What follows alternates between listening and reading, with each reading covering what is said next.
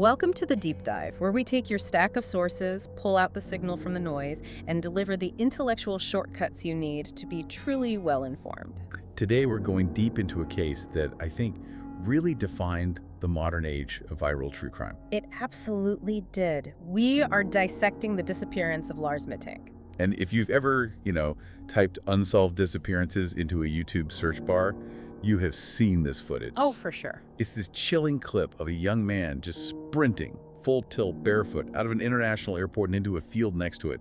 He just ran out of his life and vanished. Which is exactly why the sources all call him the most famous missing person on YouTube. It's an accurate title. So our mission today is to dig into the sources surrounding his final, frantic and profoundly paranoid hours at Varna Airport in Bulgaria. This is back in July 2014. And we really want to understand the two sort of competing narratives here. Was this a sudden, terrifying, internal medical crisis? Or was he running from something real, a legitimate external threat? Right, so a little background. Lars Mittank was 28 years old from a town called Itzehoe in Germany. All the sources, friends, family, they paint this picture of a completely normal guy. A grounded guy, worked at a power plant. Exactly. And this trip to the Golden Sands Resort in Varna, it was a big deal for him. It was actually his first time ever traveling outside of Germany.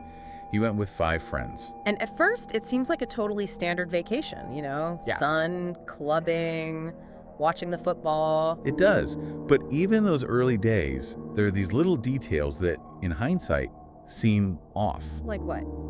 Well, one of his friends mentioned that Lars was eating very, very little. They'd all be having big meals and he'd just have a small bowl of soup or maybe a salad. Which seems minor, but when you're looking for clues... It stands out. It could point to some kind of underlying stress or anxiety that maybe even he wasn't fully aware of yet. So things are mostly routine, but then we get to the evening of July 6th, 2014, and this is when everything shifts. The whole vacation just pivots into a crisis over something so mundane. Yeah, it was all about football. Lars was a huge fan of SV Werder Bremen, a German football club. Okay. And he got into some kind of argument at a bar with other German tourists who were fans of a rival team, FC Bayern Munich. A classic rivalry. A classic rivalry. The sources aren't crystal clear on the exact details of the fight, but the result was that Lars ended up separating from his friends, and he disappeared for the rest of the night. And when he shows up the next morning, July 7th, he has a pretty terrifying story to tell. A very terrifying story.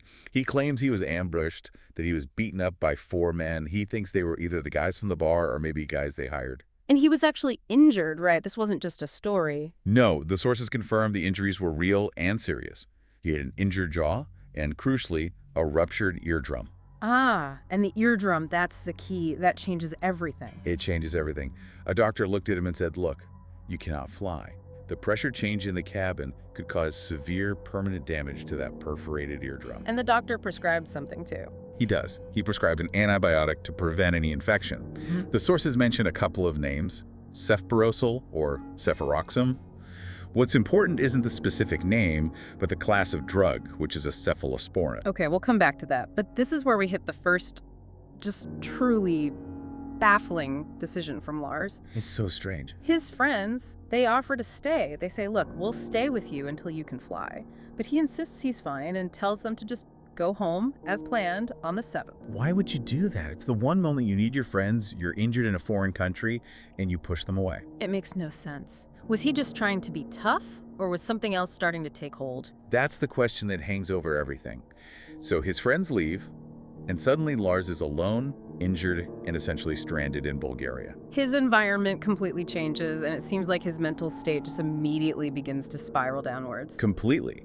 So he checks out of the big, busy resort with his friends, but he doesn't go to the airport. Instead, he finds this small, cheap hotel called the Hotel Color Varna. It's much closer to the airport. So he's isolating himself, getting ready to make a run for it. It seems that way. Yeah. And it's here, in this cheap hotel room, that the intense paranoia really kicks in.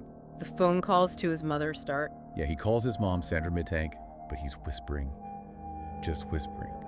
He tells her, "You have to cancel my credit cards right now." He says there are people trying to kill him or rob him. I just can't imagine being his mother getting that call from thousands of miles away. It must have been absolutely chilling. And the hotel's CCTV cameras, they back up this story of, extreme distress. What did he show? They show him just pacing the hallways constantly, over and over. He's looking out windows like he's checking for someone. Like he's being watched? Exactly. And in one clip, he's actually hiding inside the hotel lift for a long time. Just hiding in there, as if the hallway itself wasn't safe. Wow. So did something happen during the night? Is there anything that could explain this sudden spike in fear? Well, there's this mysterious 1-hour gap in the timeline. The sources say he left the hotel at 1 a.m. and didn't come back for about an hour. And we have no idea where he went or what he did. None whatsoever. It's a total black hole in the story. Yeah. But whatever happened or didn't happen, it seems to have made things much, much worse. Because he calls his mom again the next morning. He does. On the morning of July 8th, his last call. And this time he tells her they're getting closer. Chilling. Which brings us to Varna Airport, July 8th, 2014. Despite the doctor's warning, he texts his mom that he's made it to the airport. He's clearly going to try and fly home. But he doesn't go to check-in. First, he goes straight to the airport doctor's office, Yeah. a man named Kostov. And this interaction is the last confirmed conversation he ever had. So what does Dr. Kostov say? What was Lars like in those final moments? Dr. Kostov described his behavior as extremely nervous and erratic, just completely on edge. He said that medically, Lars was okay to fly, but Lars wouldn't leave the office. He was scared. Deeply scared. He was apparently really suspicious of the medication he'd been prescribed, asking the doctor about it. It's like he was trapped not by his body, but by his mind. And then comes the moment, the one we've all seen, the inflection point. A construction worker walks into the doctor's office. The airport was being renovated at the time. He was just a regular worker. But for Lars, he wasn't a regular worker. No. The second this man walks in, Lars just goes into a complete crisis. The sources say he starts to tremble. And then he yells that now famous line. He yells, "I don't want to die here. I have to get out of here." And he just bolts. And the things he left behind, they tell you everything you need to know about his state of mind. He dropped it all. His entire luggage, his wallet, his cell phone, and this is the most critical part, his passport. Everything. He left behind his entire identity. It's an act of complete self-erasure, a desperate attempt to become a ghost in that exact moment. And the security cameras capture the rest. The footage is just astonishing. He sprints out of the terminal, he's barefoot, he runs across the car park, and then he just scales this perimeter fence with, like, surprising agility. And runs straight into a field of tall sunflowers. Or a forest, depending on the source. But either way, he runs off camera and just vanishes from the documented world. Okay, let's try to unpack the why here. We have all this evidence, but it points in completely opposite directions. Let's start with the medical theory. This is a really compelling theory because it offers a clean explanation for such a rapid psychological collapse. It's all about that antibiotic he was prescribed, the cefprozil or cefuroxime. The cephalosporin. Right. It's a class of drug that, in extremely rare cases, has been known to have some pretty severe neuropsychiatric side effects. What kind of side effects are we talking about? We're talking hallucinations, intense confusion, and profound paranoia. Basically, it can, for a very small number of people, completely alter your perception of reality. So if he took the drug, it could have literally manufactured the feeling of being hunted that he described to his mother? Precisely.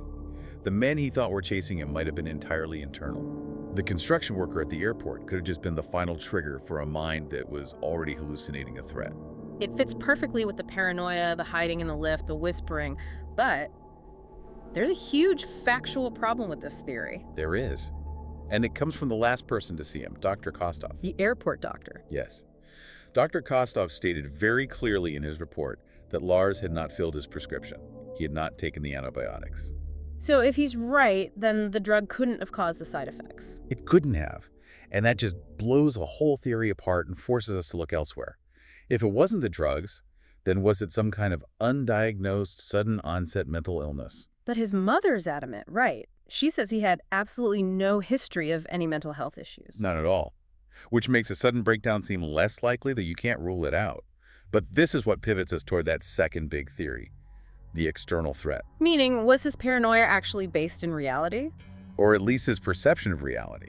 This theory argues that the fight at the bar wasn't just a simple disagreement. Maybe it was something much more serious. And that would explain his reaction to the construction worker. He didn't see a worker.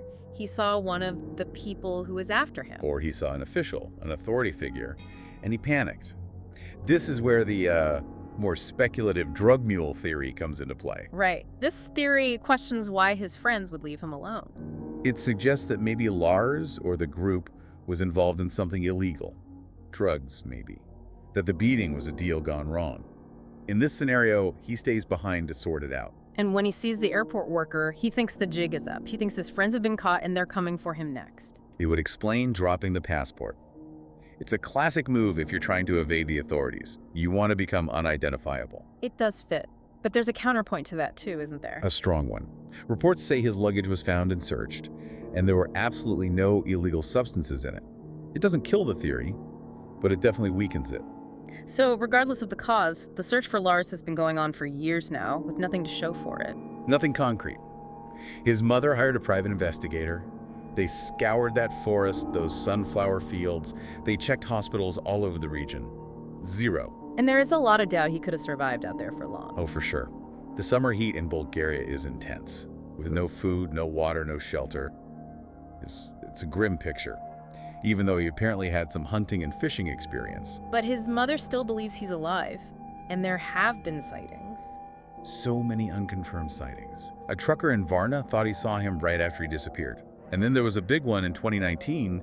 A German trucker saw a man in Brandenburg who he swore was an older, bearded Lars Mittank. And these sightings, combined with that viral video, keep the whole mystery alive. It's why he's still so famous online. And so, when you boil it all down, we're left with this fundamental, unresolved tension. Did Lars Mittank flee a real physical threat man from a bar fight, a criminal syndicate? Or did he flee a phantom? A terror created inside his own mind, maybe by an injury or stress or a sudden psychological break. What's so incredible to me is just the speed of it all.